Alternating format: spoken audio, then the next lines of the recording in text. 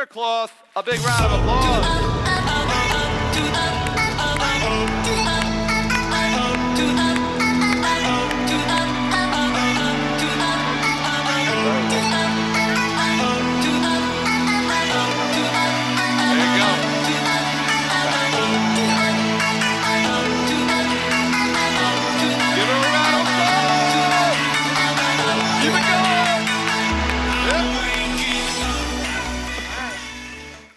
Thank you so much. So, about a month ago, I'm sitting at my dining room table with my two kiddos. I have a 5-year-old and an 8-year-old. How many people can relate? 5, 8-year-old, they're interesting age, right? And my husband. So my daughter, who's 5, is about to start kindergarten. She's sitting on my husband's lap. My son is across the way at the other, chair. And then I'm kind of in the middle. So Zach goes, Sammy, you ready for kindergarten? She goes, yeah. He goes, well, I'm going to give you some addition facts. Let's see if you're ready. She goes, I don't know about that, but I'll do my best, because she's going into kindergarten. How many people know addition before going to kindergarten? So he's like, 1 + 1, what is it, Sam? She goes, 2. She knew that. Then he proceeds to go 1 + 2. She says 3. He's like, all right, that's pretty good for a kindergartner. He goes, how about 1 + 7? She goes, 8. He goes, whoa. You know that? She goes, yeah. Yeah, I know it. He goes, how about 8 + 4? 12. And then he went through, tough. And he was, stunned. He's like this, wow, I think you're ready for kindergarten. So meanwhile, what he didn't know is that my husband was whispering all the answers in her ear. Right? It was cute, right? And I didn't even know what was going on. I'm like, wow, she's really advanced. I missed this in preschool. So I say that as we kick off team building, right? Because she had a little bit of a what? Unique advantage. And Zachary, my son, didn't know that at the time, but she was able to answer the questions very confidently as well. So I'm excited about being with all of you. I'm going to jump into team building, and I have an hour with you. And my goal within an hour is to give you some tools and techniques and strategies so you can build your own team. How many people have an existing team right now? Yeah. How many people are looking to build a team, a multifamily, short-term rental, whatever your niche is? Okay, awesome. How many people are part of a family? Right? We're all part of a team in a sense, all the time. So, what is your biggest fear when it comes to building your team? Because it's not all roses and sunshine. We all know that, right? So what are some of the fears that you deal with? Yeah, one person. Yeah, at a time. Yeah. Making sure you're taking care of them. Okay, we can get into that, but that's not your job. But we'll get into that. Where were you on the D? I'm very familiar with DISC, and I'm also going to share another assessment tool during my presentation as well, because I'll help build on that. So where are you, DISC? I'm curious. Yeah, definitely not a D, because you wouldn't have said that. Okay, so another fear when it comes to building teams. Losing control. Where were you on the DISC? D, yeah. Make sense? How about you? Not producing results. Yeah. Yeah, and letting them thrive, right? And it's really scary as we grow and build, and especially if you go into partnership with someone, right? You're giving half the equity away. It's a big deal. So we're going to get into some of those things. Here are some of the common challenges as well. The time, building the team. How many people have ever invested time in a team member to have them walk away and walk out?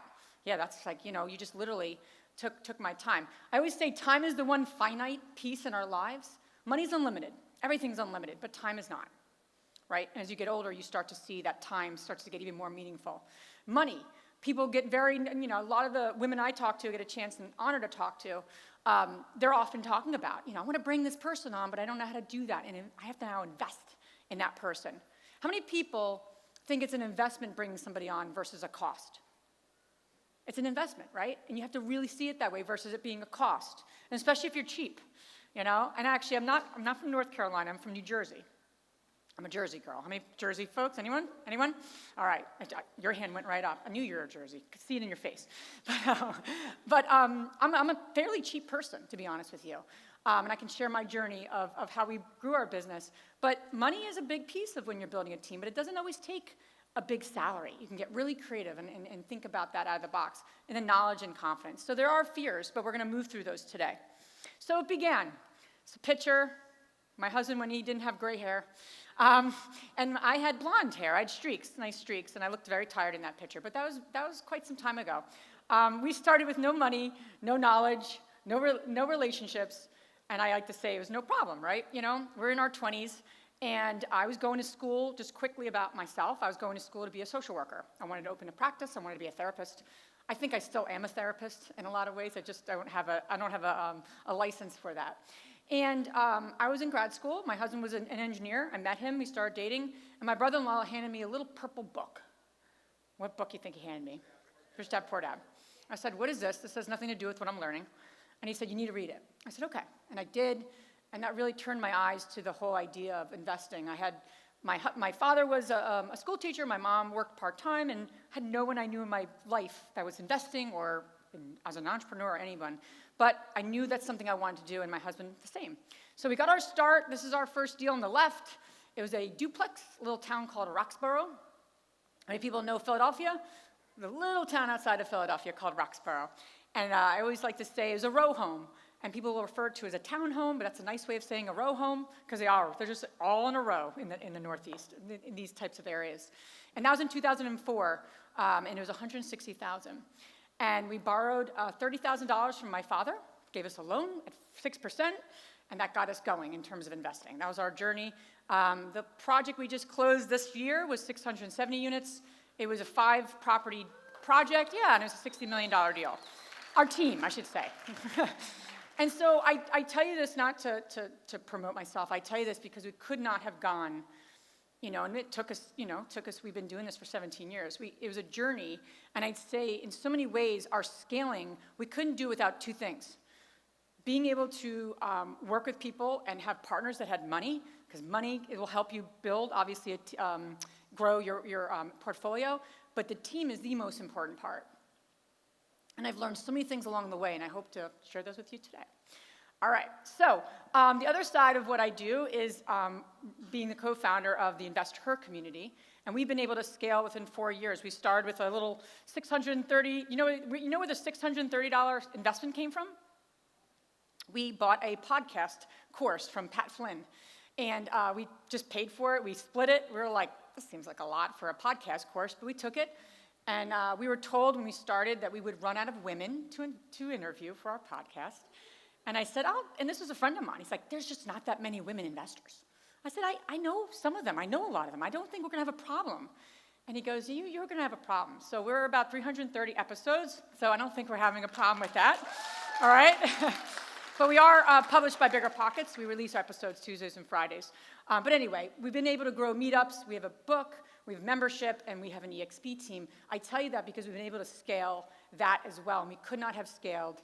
There you go. Thank you. Our team is here, absolutely. We wouldn't have been able to scale without the team piece. I just tell you that's another example. All right, so I'm going to give you 3 steps. I want you taking notes. I want you to be self-reflective. I'm going to share some things you've heard before, and you're like, yeah, I've heard that before. But here's the deal. If your common sense is not common practice, then you haven't gotten the lesson. So even if you've heard it before, and if you're not doing it, I don't really care if you've heard about it before. So you got to really make it your own, okay? Because how many times we hear, I heard that, deals and money, but people don't actually embody it and actually do it, right? So even if you've heard some things I've said before, don't discount them, and hopefully I'll share some things you have not heard.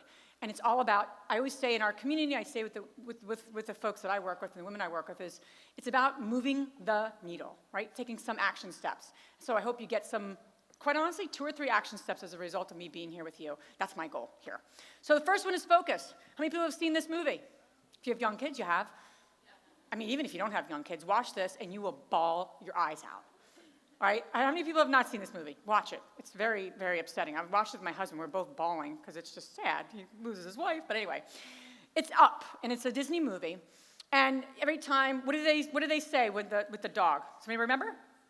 Squirrel. And then his face just, boop, he just gets very distracted. So when building a team, if you get distracted, how many people, depending on where you are in your personality drive, how many people get distracted in this business? Yeah. Interest rates going up. Should I invest in a vacation rental? Should I do this? Should I do that? Multifamily is a little competitive. Should I go buy a tree house and rent that out? I mean, there's a lot of stuff happening in our business, right? I interviewed a woman who's building glamping resorts. Fascinating. She invited me. I'm like, good, because do I have to do anything? She goes, no, it's camping done for you. That's why it's called, I'm so clueless. I'm like, oh, I never heard of that before. I'm like, totally clueless. But my point in saying that is there's so many niches. So if you want to build a team, the number one step is what? Focus. If you don't have focus in with what you're going after, that's going to prevent you from really building a team. Because if you're distracted, anyone on your team is going to be distracted as well. And it seems so common, like common sense, but I know so many people that come to conferences like this leave, and sometimes they're a little more even confused than they came in. So we don't want that. I don't want that to happen to you. So there's a few things here, and I'm going to share my story as I weave this in. So when we got our start, I told you we bought a duplex.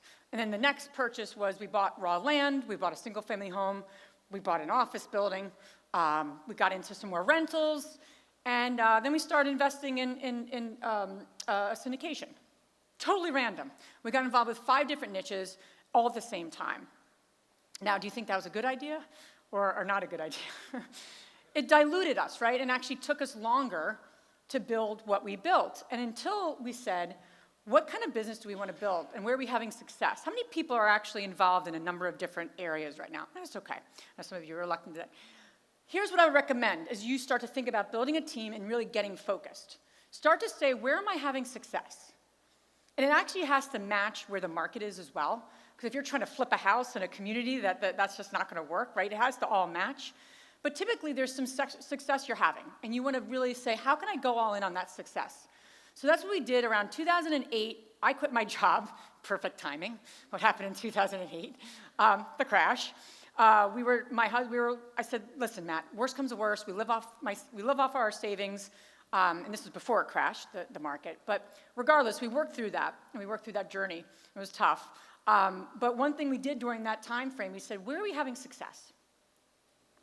And it was one area. It wasn't the raw land. It wasn't like tax liens. We were all over the place. The office building was killing us. We had a 10,000 square foot building that was vacant, right when the market crashed in Trenton, New Jersey. For those who are not familiar with Trenton, no, not a lot of businesses want to rent out a 10,000 square foot building in Trenton, New Jersey. We still own that property today, and we actually took that and actually made it like a small business center. So we really cut it up into small offices. So that ended up being something we made right, but it took time. But we said, where are we having success? And it was multifamily. And at that point, we had done like a 4-unit, a 6-unit, and we're like, okay, that's where we're having success. Let's focus and build a team around that. And that's what we ended up doing. So again, if you're involved in a bunch of different niches, really go all in on one. It's really hard to be successful at 5 things simultaneously. And once you've gotten success somewhere, then you pivot. But people pivot too quickly, and they don't have enough success under their belts to make that pivot. Does that make sense? Yes? I know I'm like the afternoon time. Lunch is setting in. People are getting tired, so I'm going to make sure you're still with me here as we go. So focus. I always like to say real estate's threefold. You got to focus on your class, your asset class, your market niche, and your strategy. What's the most important one out of here? How would I rank these 3? They're not ranked in order necessarily, but they might be. Where would I put number 1? No. Nope. Market. You don't know well, I can go into debate with whomever, we can debate later. But here's what I mean by what I'm saying. People always get so focused on the actual property. And what they really need to be focused on first is the market. The strategy has to match the market you're in. So knowing what your market looks like, what sub-markets look like, just knowing your market to the T, like you own that market, you know that market, is the focus that I'm speaking about. Versus like, oh, this is a good property here. Oh, I'm going to go to Tennessee. Oh, I'm going to go here. And you're just following the niche necessarily. You're following the asset class, and you're not focused on a market. You're really focused on a market. You can move faster. You will build a team faster if you are super laser focused on a market, hands down. That's my first thought. Yes, strategy is critical because you need to know what you're doing in that market. I don't mean to dismiss strategy, but so many people focus on like the asset class and, oh, should I buy a short-term rental? Should I buy a multifamily? Oh, should I do this? Should I do that? And it's the wrong questions. So the first question is, what's happening in the market? What's happening in that sub-market? And do you know it well enough? And can you build a team in that market? So we got our start, like I said, in New Jersey. We picked Trenton, New Jersey for two main reasons. One, we can afford it. Should never be the reason you go into a market necessarily, but we could afford it. We could afford the properties there at the time. The second reason, though, is we wanted to make a difference. That was the other reason that my husband and I went all in on Trenton. And we still own properties there. We're actually doing a development project there, so we're still active. But I would say that at the time, we were trying to navigate, right? We were trying to navigate what we should do, how we should do it, and we just, by being focused, will get you a long way. So do those three make sense in terms of focus? Great. Going within. We all know what we need to do, but we don't do it, right? How many people know, if someone said, how do you lose weight? Well, eat less calories, move your body more. It's not like rocket science, right? But there's millions of people making millions of money off of that strategy, right? So it's not like we don't know what to do, but do we do it? So going within means, I'm going to ask you some questions. Any questions that speak to you that you want to do after this, I would encourage you to do it. So where have you had or are having success? And this happens a lot in our community because I see so many women beating themselves up and saying like, I'm not doing this well or I'm not doing that. Conversations I had last night at the VIP dinner were lovely and all the folks I talked to. And in just talking with people, it's interesting, right? We don't focus on what we're doing well, we focus on what we're not doing well or what we don't have. So I would highly recommend that in your own business, you focus on where are you having success right now and focus on that. Really, really focus on that because that will help you build the team around you. What does success look like to you? I don't know about you, but I'm not a big fan of someone coming up to me and asking me how many doors I own. It's like, does it really matter? What if I own 1% of 1,000 units versus 10 properties I own, free and clear? It really doesn't matter on any level. So don't ask me personally how many doors I own. I'll tell you if you really want to know. I don't think it really matters. And so success means something different to everyone, and that's what we really stand for in our community, because success means that you just go get a chance to pick up your kiddo from the bus stop. That's what success looks like to you. Or success looks like the fact that you can be here on a Friday afternoon, and most people are like, what are you learning in here? We're out partying. Success looks something different to everyone. So I would say, you want to bring a team together, you need to know what success looks like for you. And that's the work you have to start with. And then the other question here is, have you mapped out where you want to go? And that's where focus comes in. I like 1 year, I like 3 years, I like 5 years, I like 10 years. Because it's really cool to like dream and envision, and then to say, okay, rubber meets the road, what are we doing the next year? But that's focus, right? Make sense? Yes or yes? All right, easy questions. All right, step number 2, personal inventory. So again, I'm going to get to the team part, because this is all building up to how to build a team, okay? Personal inventory. Because again, what most people don't do in building a team is they say, I really need a team, I really need a person in this role, let me go out and find that person. And they don't do enough work on themselves and kind of getting a sense of what they really need. So I'm also and I love that you guys just did DISC. I love that you kind of talked about that, the DISC. But I also say, do a personal inventory. You can't build a team if you don't have a clarity around these things for yourself. Do you need more money on your team? Do you need more money for deals? Or do you bring the money? Just depends on what you bring to the table. Your credit, your time, your experience, your skills. I was talking to a woman the other day, and we were looking to interview her for our podcast, and I said, what's your background? She goes, I'm an engineer by background. I'm a project manager, and I run X, Y, and Z, and I do this kind of work and do this kind of work. And it was very, think about what a project manager does. Do you think that skill set's helpful in real estate investing? Absolutely. I'm like, oh my God, I wish I thought that way. I don't think that way. So she's like, I don't see how this is applicable at all to real estate. I'm like, it's everything. Everything is a project. Take a rehab. You're controlling 2 things. What are you controlling? Budget and timeline. You can't do those 2 things, you're going to be in the hole. Big time. We all know that. So knowledge, skills, passion, and personality and leadership style, which I love that you guys have been using DISC, and I'm going to talk about a little more about leadership as well. So you have to do the work to know where you are. Not just what you do great, but what you suck at, too. And we don't like to look at those things. I was saying yesterday, I was with Ginny, we were doing an event yesterday, Ginny, and I said, how many people love the idea of self-awareness, right? We're all at this conference, we like learning new things, but then when people really give you feedback about yourself, it's like, ooh, I didn't need to hear that. I'm good, right? So it's hard to some hear feedback. What are your strengths, where are your gaps? How many of you know crystal clear if I said to you, and I came up to you literally off this stage, came up to you and said, name your top 3 strengths, name your top 3 gaps. How many people would, within 30 seconds, be able to answer me that question? How many people? Show of hands. Okay, look around. There's 4 hands that went up. How many people are in this room? So if you take nothing away from our time together, do this work for yourself. You really want to build a team, you really want to build partnerships, if you don't crystal clear know this for yourself, you will keep having a revolving door. And gaps are not weaknesses. They're gaps. Do you think everyone's great at everything? No. But so many people try to be good at everything. And there's 3 pieces of the puzzle: skills, personality, and experience. And I'm going to break those 3 down. I'm actually going to give you 4 roles, 4 more like roles, and then that, in addition to what was talked about around personality, is going to give you a nice piece.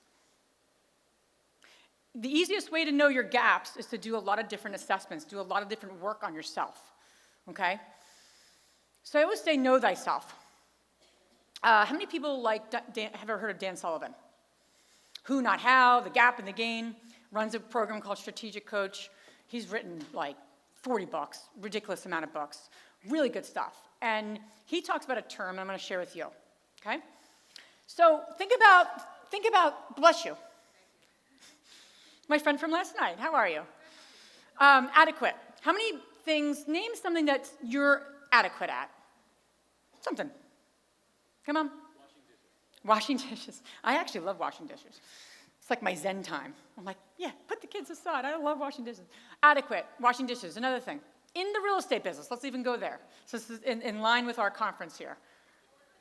What's that, Serena? Networking. Mm-hmm. Okay. Getting deals to close. Okay. Analyzing deals. Important but adequate. Got it. Talking with brokers. Okay. So there's things that we know about ourselves that we're adequate at, right? How about good? Now let's take a step back. Like there's another step there. We're good at these things. What are some things that you're actually good at? Bless you. Jean, what'd you say? Managing rehabs. You're good at that, okay? So it's a little better than adequate. Adequate's like a 5. Oh, yeah, 6 or 7, right? Well, I'm good at it. Okay? Sales. Maybe communicating with people, connecting with people, you're good at that. Okay? Negotiation. Yeah, that's a big one, right? Especially in this business. Then, finding deals. How about great? Now, what are you great at? Building relationships. So you're good and great at it. Okay, good. Like that. What are some things that you're personally great at? That's what I'm asking. Back to like maybe the strengths and gaps. What's that? There you go. Showing up and determination. You're great at that. Communication. What'd you say? I can't hear. I'm like, persuasion. All right, gotcha. Persuasion. You're good at that. Okay? Strategic partnerships. Love it. None of that matters for yourself. What you're adequate at, what you're good at, and I don't even care what you're great at. Because what really matters and how you really build a team and how you really scale is doing this part. And it's called your core genius. And what your core genius is it's what you are exceptional at. It's not you're good, you're great. It's exceptional. It's so exceptional, it comes so easily to you. It's like walking, riding a bike. It's like this ease. And it's usually 1 or 2 skills, 1 or 2 things that you do that's like magical for you. It's usually 1 or 2 things. You don't have a core genius around like 19 things. I don't know anyone like that, right? But it's like 1 or 2 things. And it seems so simple to you that you don't think it's your core genius. That's the trap. Is that you're walking around right now that you don't even know this is your core genius because you think, well, doesn't everyone know how to do this? I love building relationships. It comes easily to me. I've always enjoyed it. It's how we built our business, building relationships with brokers. I wasn't good at a lot of things. We didn't do a great job at direct mail. We didn't do a good job at like cold calling. We didn't do a good job at sometimes the operational pieces of our business. But something my husband and I did well and that we knew our core genius was building relationships. So you can see that partnership, right? We felt a little redundant because one of us needed to be on the operational side, and that's when we ended up building, which I'll give you some case studies. But that's a core genius. That's something that you're like, this is like, and you're passionate about it, and you enjoy it. How many people are good at things or great at things and you don't enjoy them? You know, running numbers. Some people are great at that. They just hate it. Well, don't do it. So you want to figure out how to build a team, figure out what your core genius is first, and then build a team around that basis of where you want to go. Does that make sense? Okay, here's two quick, this is great. So this is something to show you that something that I did is not my core genius. So this is a slide I put together. And it's kind of random, right? It has the words on the right, and I was showing it to my husband. And I was getting ready for a presentation. He goes, "You're going to show that in a PowerPoint?" I'm like, "Yeah, it's nice. They got flowers. We have our logo." And he's like, "That's horrible." I said, "It's not horrible. It's got some red in there and blue." He's like, "It's awful, Liz. What's with the random lines?" And he's looking at it, and he's scrutinizing it. He's like, "In the words, you can't even see the words. And what's with the balls?" He's like, "What's that all about?" So he's just like ripping me apart of this slide. I said, "What a great example of me doing something that I'm not even adequate at, quite honestly." Right? But how many times do we do that in our lives? We're doing shit that we shouldn't be doing. It's pretty simple. And until you get that, you can't build a team. I've been at this for 17 years. I wish we really went all in on core genius. Our path was not that way. Our path was this. I'll have the rest of the evening to tell you our path and all the shit that happened. Money gets stolen, lawsuits. I can go on and on. Listen to the podcast. You'll hear all my stories. But I tell you that because I wish I went all in on my core genius earlier. And it's still hard because it's really easy to do things that you've always done, but you've got to fire yourself.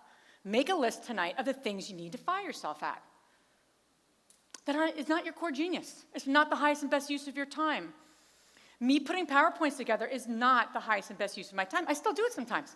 I was with Ginny yesterday, and I didn't plan well enough. I didn't get support around it, and I just kind of slapped this PowerPoint together. Not slap, but, And I'm like, when am I going to learn, right? You have to fire yourself. Does everyone have a fire list? You want to build a team? You have to fire yourself from things first to build that team. Because if you build a team and you hire someone and you have nothing really that's their core genius to do, then they're going to be in and out, and it's going to be a revolving door. Okay? Make sense? Take a screenshot of my picture. No, I'm joking. Don't take a screenshot of that. All right, I want to give you just a quick example of when we scaled in the team that we built. So we were starting to scale we went all in, again, focus. Personal inventory, remember? Those are the 2 steps I'm telling you. I'm going to give you a real life example. So we really focused on multifamily. We said, okay, what are we doing well? And at that point, we were bringing in, we weren't syndicating before that. We were bringing in, small equity partners. They'd put $50,000 in, have a couple roles. We'd have a role, and that's how we pieced together, small multis. The 18 unit was one of our first syndications, okay? And this is at the point where you're bringing in passive investors. I'm not going to go off on my active versus passive tangent, but you have to be very careful when you're working with equity partners, right? The more passive they are, it's a syndication. It's filed with the SEC. I'm not an attorney, but I will tell you that much. But with this 18 unit, we really had to look at our personal inventory. What do we bring to the table? And with this syndication, this was about a half hour from our house. And we were self-managing it. So we had our team, and it was going well, but then we got into a larger property, 49 unit. Anybody know Lancaster, Pennsylvania? It's considered Amish country. It's a really neat community. Anyway, this building, really neat building. It's probably one of my favorite assets. But it's a building that was a converted loft, one of those really neat old factories. A lot of them are in Pennsylvania, and this previous owner, about 30 years ago, converted it into loft-style apartments. Anyway, when we went from 18 units to the 49 unit, we had to really take an inventory of what we were great at. And again, beyond great, right, what we're exceptional at. And so we had a property management team, and we were managing about 100 units at the time, the 18 unit and a bunch of small multis in the Trenton, kind of central Jersey area. Lancaster is about an hour and a half from our house. So at the time, me and my husband debated. We said, okay, we're going to expand our team. But we really had to do the coming to Jesus meeting? You got to have the coming to Jesus meeting. And you just is this something that's our highest and best use of our time, basis of what we're really exceptional at and what we're our core genius is? And the answer was no. Property management, how many people are in managing their own properties, managing others? It's a tough business. And you have to run it like you're running timeline, you're running budget. This is no joking around, right? You're running it pretty strictly. So at that point, we said we really need to shift the team and outsource property management. And that was so hard. How many people have done that? Where you're self-managing, and then you outsource. It is really like taking your babies and giving them to someone else, right? And so we did that, though, because we knew it wasn't aligned with where we were headed, and it wasn't aligned with taking our own personal inventory. Does that make sense? It was really difficult to do. We would have saved more money had we put a team there or a person there. But we didn't, and that was the best piece there. Funny story on that, and I have a case study if you want to learn more about this property. But the gentleman, this is the way this property worked, he wanted 3.9 for this property, 3.9 million. And we offered 3.2. Long story short, he said, go pound sand. If anyone knows what that means, just go somewhere else. And long story short, he lost his buyer, which means that that seller is a little more motivated, loses the buyer, and ends up coming back. And our broker, who we had built a relationship with, said, hey, that guy just lost the contract, and his mortgage is going to be due very soon. So he's going to lose the building if he doesn't do something, right? So good for us, not good for him. So we were able to negotiate. So at the time, though, we ended up agreeing on 3.3 million, okay? And what was so interesting is we got into a situation where the bank had us write a letter. He had to write a letter, and the attorneys were involved, that we were not related to him. Because what the actual, value of the property was and what we were buying it for was so off. So we actually had to write a letter saying we weren't related. Kind of interesting, right? I mean, I've been through anything like that? Kind of funky, yeah.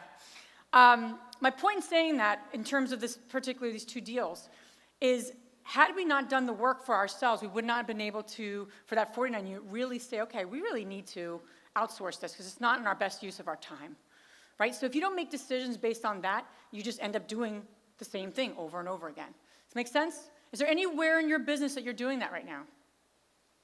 Yeah. Write that stuff down so you can reallocate and say, this is what I'm great at. This is my core genius. Okay, so who do you need? Step 3. All right, so you've done the work. You've done step number 1, getting focused. Let go of all those shiny objects. Let it go. You can't build a team in 7 areas. You've got to go all in on one area. Step 2, right? Step 3 is all about who do you need. Okay, I'm going to talk about general team members, and I'm going to actually teach you 4 roles. And it's really going to work nice ducktail off of the disc that you guys just did, which we didn't plan that, but it's going to work out really well. So this finding deals, when you really just slice and dice it, this business is finding deals, purchasing them, and then managing them. I don't care if it's a short-term rental. I don't care if it's a self-storage facility. I don't care if it's industrial, multifamily, right? You can go on and on. But when it comes down to it, the process is very similar. So there's people on the finding deals. How many people really think they have a core genius when it comes to finding deals? That's your core genius. Great. How important are you right now? You're always important. But people who can find deals in any kind of market, especially this market, is worth their weight in gold. So don't forget that. Purchasing deals, meaning you're at the closing table. You're putting the plan together, what have you. Who's really good at that? When it really comes to the deal's in, and I'm going to manage the deal and figure out how we get to closing. Yeah, that's a skill set. That's an important role. There's usually multiple people are involved. And then you have managing the deal. So now we close. People always say, oh, the fun part was, we already did the fun part. The fun part's now. How you manage a property is where you will make or lose your money. I don't believe it's when you buy. I think it's on the managing side. You can make a good deal go south if you manage it improperly. Or take a really okay deal and make it amazing because you manage it so well. You manage timeline, you manage budget. Most people are not good at that, and that is probably one of the most important skill set and team members you need, is driving timeline, driving budget. Multifamily, flips, I don't really care. It's all about managing timeline and budget. And where my husband and I had to come to a Jesus meeting is that we were not very good at that. Oh, you need another week? Oh, okay. Your son's sick. Mary's confused. I'll help everybody. I mean, again, I'm a social worker background, right? Right? So tenants, think about the tenants who walked all over my husband and I when we started. It was a sad scene. We had this one gentleman, quick sidebar, we had this one gentleman who was our tenant, and he was also our handyman. And we negotiated this crazy thing where, oh, my thing came off. It was just me talking in the middle. That's okay. Did I do something? Oh, no. All right. Just keeping me on my toes. All right. Sidebar, but we negotiated with him that he wouldn't have to pay his rent for a couple months if he did this work, and we never had anything in writing. He fixed things the wrong way. It was a disaster because we were just too nice. It wasn't our skill set. It wasn't our core genius. Okay? We need somebody who's a little tougher, right? Managing the tenants and everything. So here's something I want to share with you. Has anyone read the book Rocket Fuel? Everyone's hand should go up. Read that book. It is a great book. Beyond personality assessments, which are great, beyond kind of like doing your own soul searching, part of your core genius is knowing if you are a visionary or if you are an integrator. Because I used to teach personality assessments, and it wasn't until I took the assessment in Rocket Fuel, my partner and I did this, and I'm like, that's why we sometimes disconnect. Not even sometimes, why we can disconnect, is that visionary integrator.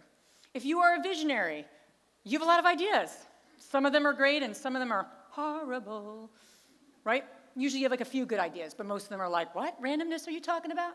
So if you're an idea person and you get really excited about stuff, and you're like, ooh, that didn't get implemented, or that didn't get implemented, that you sometimes can be more of like a visionary. Take the assessment. Integrators are critical. And most people that love real estate investing and they love finding deals and like, oh no, someone's got to actually manage that rehab. And it just falls down. And then you're doing that. Now you're taking your core genius of where you were a visionary and a relationship person, and now you're stepping into managing the deal. Do you think that same person is good at that? They suck at it. They are horrible at it. But then you do it because you know it's important, part of the process.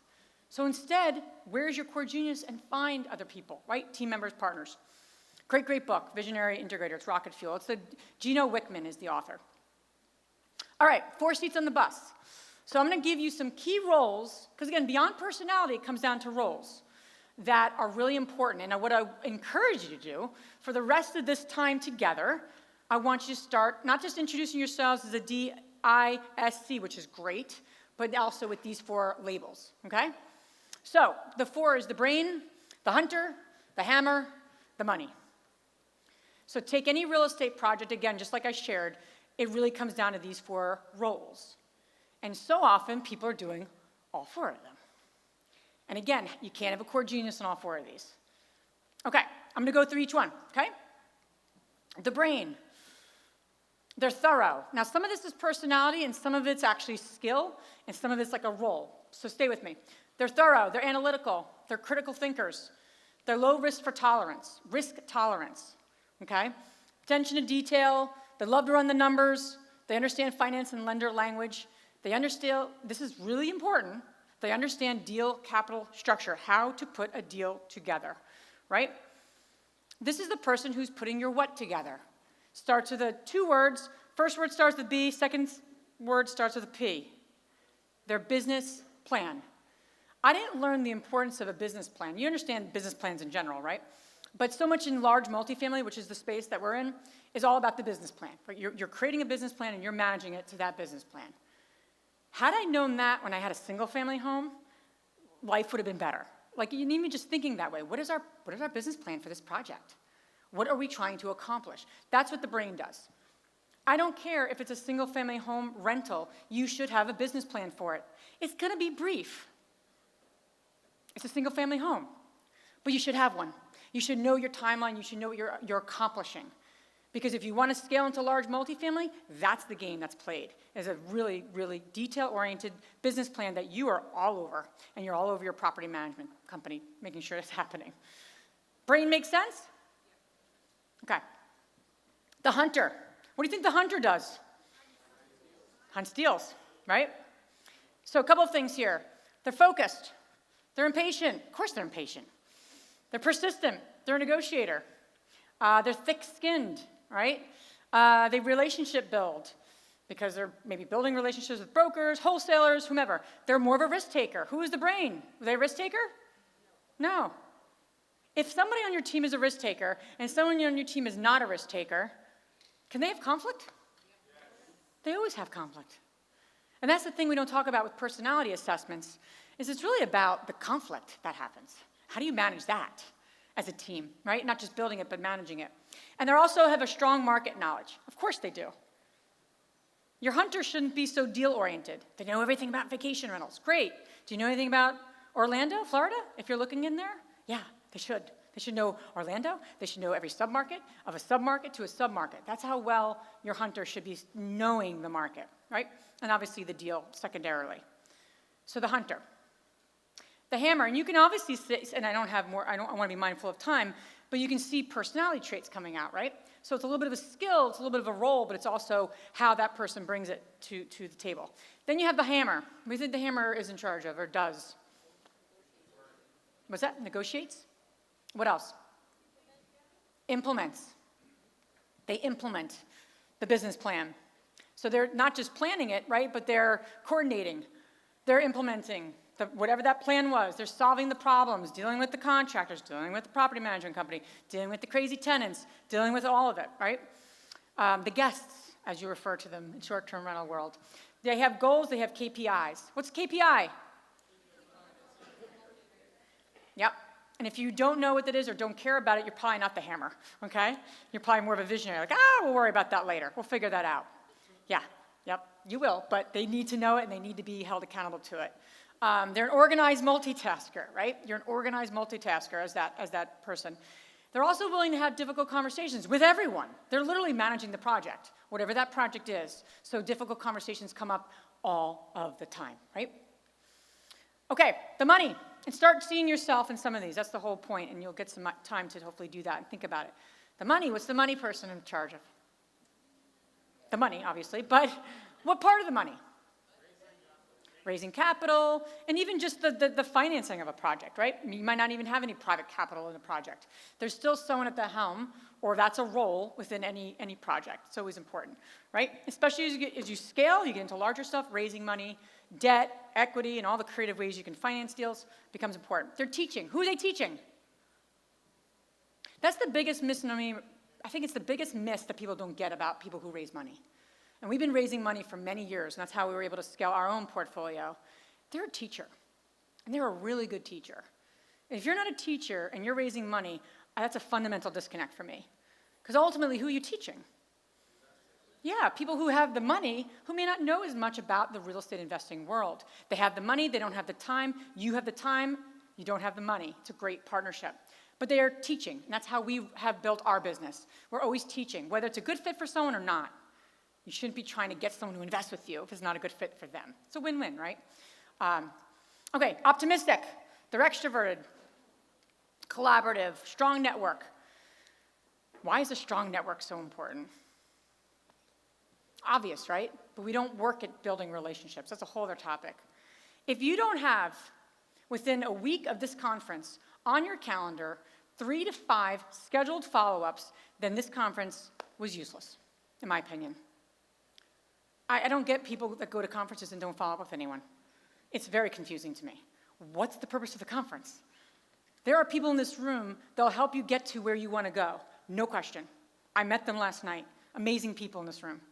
But if you don't actually schedule time on your calendar to follow up with them, it's not going to happen. People get back into their world, like everyone's here right now. You leave, you're like, oh, I was at a conference this past weekend. You kind of get into your own world, right? So schedule that for yourself. Put that on your calendar, 3 to 5 people. Make it a point. Next Tuesday, I do that every time I go to a conference. I put a time on my calendar to follow up 3 to 5 people that I meet and connect with, that I want to have a relationship with. That's what most people don't do, and if you want to be a really good, strong networker, do that. Public speaker, personable, and they have a thought leadership platform. If you are looking to raise money, or if you raise money and you're not sharing with the world what you're great at, then you're just keeping it quiet. So do that through social media. Do that the way it works for you. If you like to write, write. If you like to speak, speak. Do what works for you. I do a thing called Run with Liz. And my partner and friend, Jessica, said, you really should do something after you run. You love running. I'm like, I know, but I look like a sweaty mess. Why would I want to do that? I look like a hot mess. She goes, because it's real, and your endorphins are up, right? Think about when you work out. You're like moving, you're energetic. So I record a video, literally. I look like a hot mess, but I do it anyway because it's part of who I am. I don't care what people think, All right, so which one are you? Typically, you're going to have a primary and a secondary, and that's where this is really helpful. And so many people looking to build a team are doing all 4 of these. And that is what's limiting you to growing a team, period. So you need to fire yourself. So if you're doing all 4, what are you going to fire yourself from? And that's what these conferences are so amazing at, network. We have investor meetups everywhere. The men, you can come too, don't worry. But you are welcome at our investor meetups. But seriously, go to the RIA meetings, go to networking meetings. You will find the people that will help you fill in your team. Online, offline. So what's coming up for you? It's always a question we ask in our Strive membership, right? What's coming up for you? But which one is coming up for you? What are you resonating with? Which one do you think you're falling on? Anyone? Okay, the hunter and the brain. Okay. How about the one that if you needed to build your team tomorrow, what would come up for you in terms of what do you really need? Mm-hmm. Which 4 do you need? Okay. Yep. Great. Not great that you get bogged down, but great that you're identifying with it. Awesome. How about someone over here? Which one are you coming up with? Yeah. Sure. You want to go back to hammer? Yeah.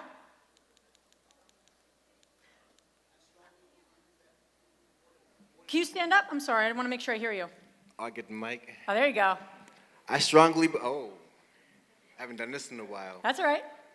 I strongly believe that you can be like more than 1 or 2 or 3 in this, but is it possible that you can do 2 or 3? Because I believe I'm everything except for the brain.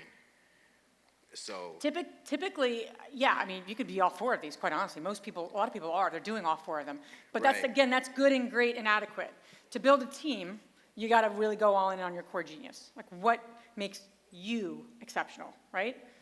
So that, I would say there's definitely a primary. Out of all these 4, people tend to have a primary. Right. Does it make sense? Kinda. You don't have to agree, but that's okay. I kind of got it. Thank you. All right. But you might have a secondary, because some of these behaviors are similar, meaning like the hunter and the money can be sometimes very similar. How many people resonate with the hunter and the money? And that's not uncommon either, because it takes some of the same personality traits. My request to you is to think about, and go to the next one. My request to you is not just where are you, but where are you not? And that can give you a lot of good insight about the team members or partners or people that you need to bring on to really help you get to where you want to go. Does that make sense? Yes or yes? And then to think about the personality piece is a really nice piece, another layer to this. Because the personality piece is all around this. But to know the roles to actually get you where you want to go in your business is really important as well from a team perspective. Yeah, go for it. You have a question or a thought? I got a question. Yeah. So is this... Can we get a mic over here so everyone can hear him? Oh, you're running. Oh, don't throw it. That's bad. There you go. So is this consistent across like industries? Because like for instance, like, because I'm looking at this, so I have a construction company and I have a partnership. And like I'm kind of like thinking like, where do I fit into these? But like I kind of find myself and my partner, we fit into them in different aspects. Okay. And Brian actually just had a good point about that. Like for example, like the hammer. My partner, he handles all the construction stuff. He's coordinating jobs, he's getting things done, like that kind of thing. But in terms of like the business side, I would consider myself more the hammer because I'm coordinating we're building the culture, we're coordinating, where the direction we're going, and then like, well, having hard conversations, I'm usually the one that kind of has to do that. Absolutely. So it's kind of like, I feel like it's an interesting The roles, that's a great point, and it's a great perspective, and I think that's very, very common, meaning this is the project that we're talking about, like running the construction project. Right. What does that look like? Because you Right. also might be similar styles. My husband and I were very similar styles, so we were both the, in a lot of ways, finding the deals. We both found deals. But that only took us so far because we're like, we have some gaps in the team. Right. Right? So but yeah, that totally makes sense because you're talking about two different areas of the Yeah, business. because I was like, Yeah. yeah, I'm like, I feel like depending on what, because I'm a realtor, I'm an investor, and, construction business owner. So it's like, I feel like I fill in the different roles depending on which place I'm in. I would challenge you on that, though. But I think as entrepreneurs, how many people fill themselves in where they need to be filled in? I do it all the time, and then we become really good at it, or even exceptional at it, but it's not our core genius. It's still not our core genius. So I would even challenge you to look at literally everything you're involved in. I'm sure you're doing a lot, especially if you're someone who's ambitious, you're an entrepreneur. We tend to insert ourselves into a lot. When it comes down to it, it's like, is that really your highest and best use? Where if you said, this is the time I'm spending, and this is my highest return on my time, should I be doing that?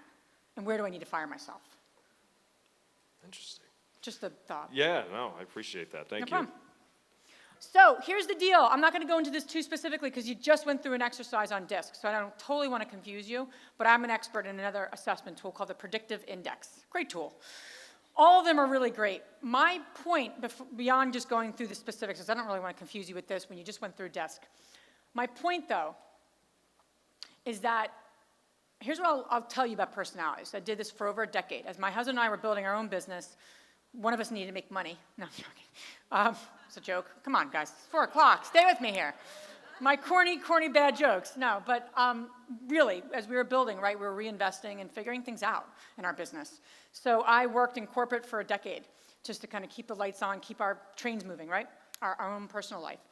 And something that I did, I worked with teams across the country, small companies, large companies, so I still have an expertise in this because I haven't forgotten it. Something that happens with these tools, you meet people. Who do you meet that you like? People like you. So if you're an extrovert, you meet someone, they're chatting with you, you're chatting with them. By the end of it, you've started an LLC. How many people have been to conferences and two people who didn't know each other by the end of the conference are about to have another follow-up meeting to form an LLC? You think it's funny, it's not. Don't do that. Don't do that. Why I say that is that those are the worst people for you.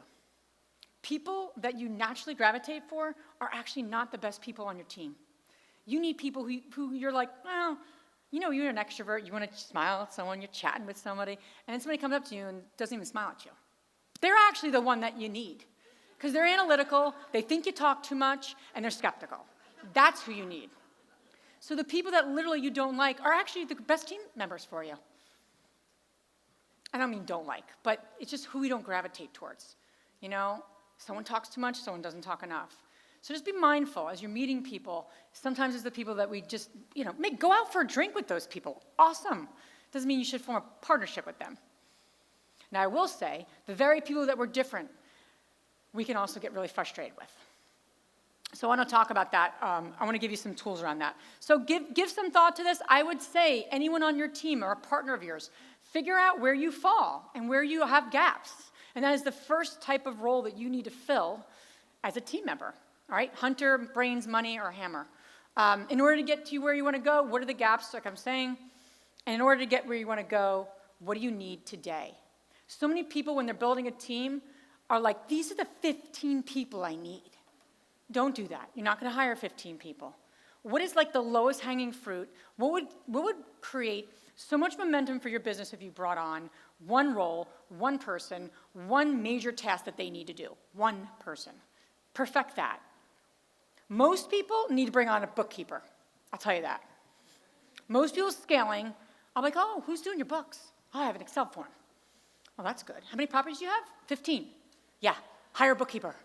So think about lowest hanging fruit. That's a major team member. I know when we hired our bookkeeper, she charged us $200 a month.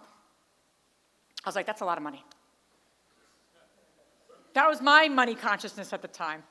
Many years ago, I was like, that's a lot. We can't afford that. I don't care who you are. Figure it out. how you can not can I afford this person, how can I afford and invest in this person? Because it's going to help me free me up on my core genius. Does it make sense? More of an investment than a cost? Okay, team tips.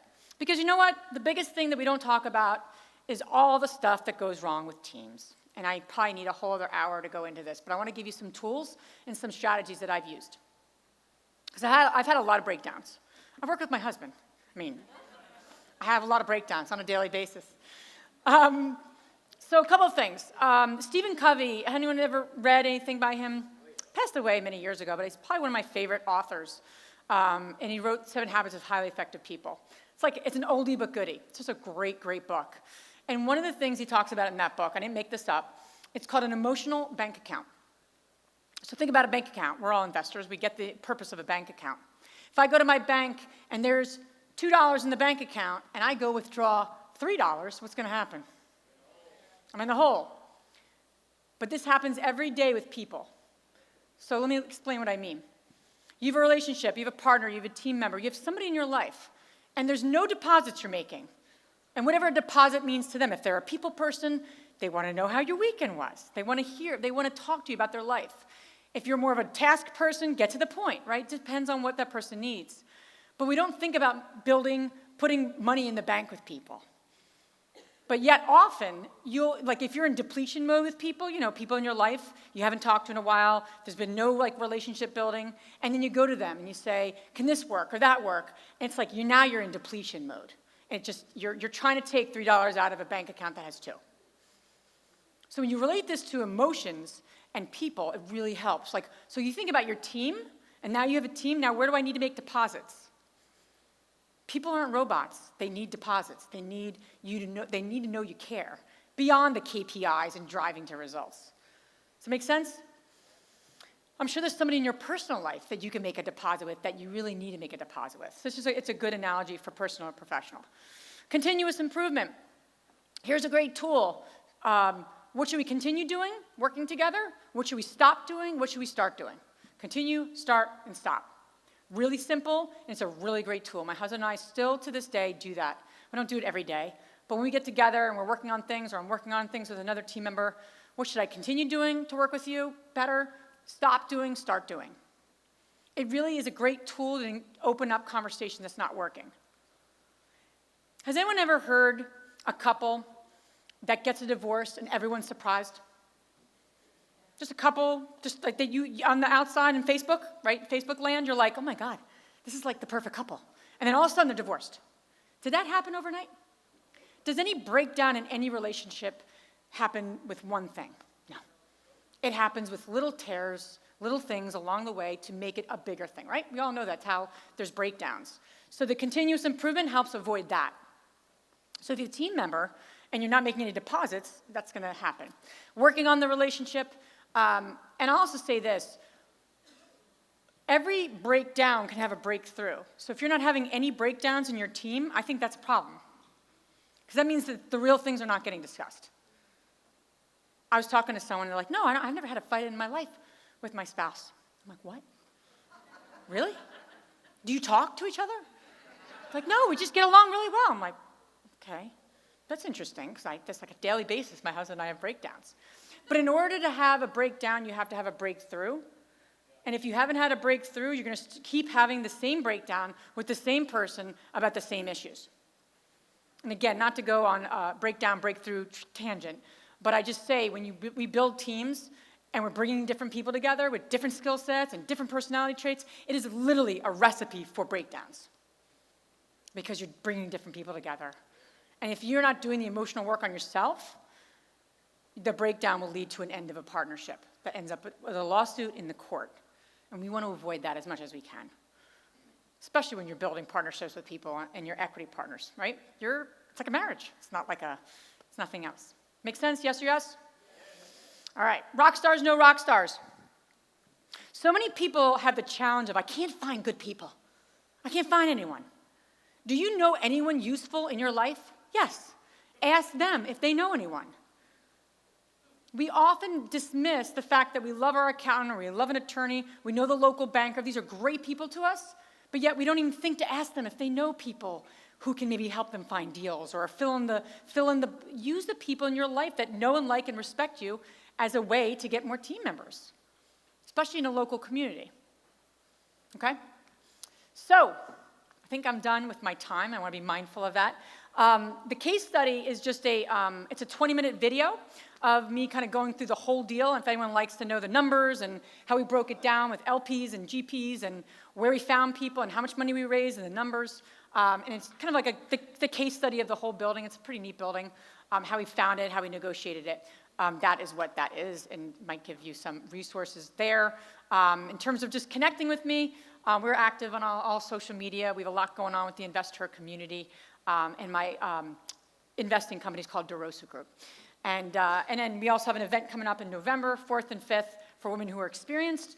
In Winston-Salem, we're going to be actually going through our about 300 units. So we're going to be doing walkthroughs and building a bus tour and just going through some of our deals. And then Saturday is like a full-day workshop. So a little information about that. But bottom line with teams is take one or two things. Did everyone get one or two, hopefully, nuggets, one or two things that they're going to do as a result of this?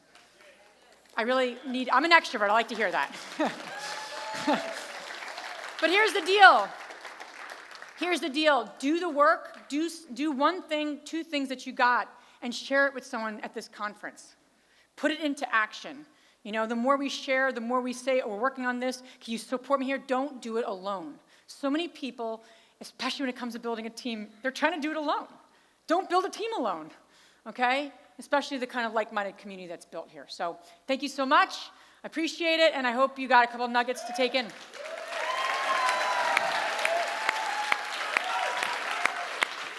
Let's give Liz Faircloth a big round of applause.